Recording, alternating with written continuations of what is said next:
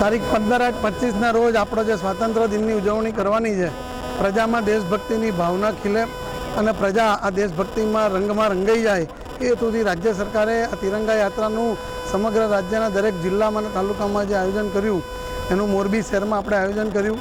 લગભગ 2500થી 3000 જેટલા લોકોએ પાર્ટિસિપેટ કર્યું.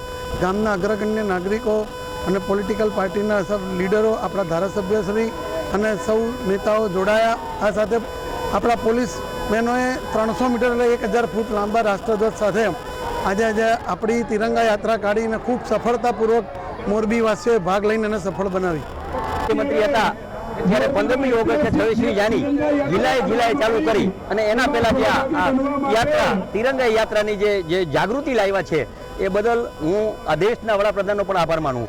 સમગ્ર આજે મોરબીના મારા તમામ પાર્ટીના આગેવાનો, તમામ ઉદ્યોગપતિ, તમામ સ્કૂલના શિક્ષકગણ, વિદ્યાર્થી ભાઈઓ અને તમામ ડિપાર્ટમેન્ટે ખૂબ બોડી સંખ્યામાં આજે તિરંગાની યાત્રા આ દેશને જાગૃત કરવા માટેનો એક આ જુસ્સો જે આવ્યો છે એ જુસ્સો કાયમ માટે આપણે ટકાવી રાખી. ભારત માતા કી જય, વંદે માતરમ.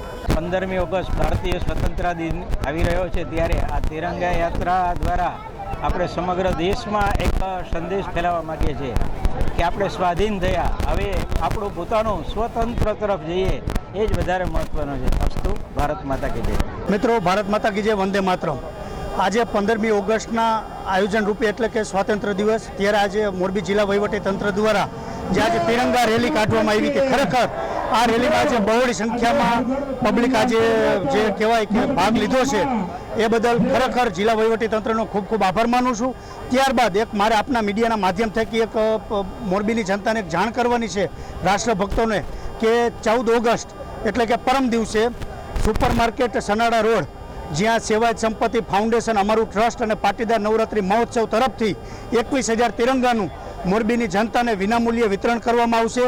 તો મોરબીની જે રાષ્ટ્રભક્ત જે જનતા છે એમને એક આહવાન કરું છું કે બધા લોકો સવારથી સાંજ સુધી જે કહેવાય કે તિરંગાનું વિતરણ ચાલુ રહેશે, તો આપ લઈ જાજો અને ઘરે હર ઘર તિરંગાનું એક સૂત્ર આપણે સાબિત કરશું. ભારત માતા કી જય, વંદે માતરમ. 15મી ઓગસ્ટના અનુસંધાને જે પ્રશાસન દ્વારા અને લોકો દ્વારા જે આ તિરંગા યાત્રા નીકળી છે એ દ્વારા એક દેશભક્તિનું પ્રગટીકરણ છે.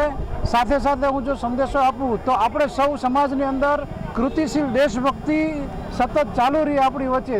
ધારો કે આપણે લાઇટનો ઉપયોગ છે તો જેટલી જરૂરિયાત હોય એટલી જ લાઇટનો ઉપયોગ કરવો જોઈએ. વધારે લાઇટ ઘરની અંદર ચાલુ ન રહે. પાણીનો ઉપયોગ તો આપણે જેટલી જરૂરિયાત છે એટલે જ પાણીનો ઉપયોગ કરી વધારાનું વેડફવું ન જોઈએ. સ્વચ્છતા તો આખા ગામની અંદર પણ અને આપણા ઘર પાસે પણ કચરો હોય તો એ કચરો ન કરવો જોઈએ, યોગ્ય જગ્યાએ નાખવો જોઈએ. આવી જ રીતે નાની નાની બાબતોમાં લઈને ટ્રાફિક અડચણ હોય તો આપણું વાહન કોઈને મળે નહીં એ રીતે આપણે રાખવું જોઈએ. આ જે બધી નાની નાની બાબતો છે એનાથી જ આપણો દેશ છે વિશ્વગુરુ તરફ જઈ શકે. એક એક વ્યક્તિની અંદર આ સદગુણો આવે એ આ રેલી મારફત હું મારો સંદેશો આપવા માગું છું મીડિયા દ્વારા. તો સૌનો ખૂબ ખૂબ આભાર.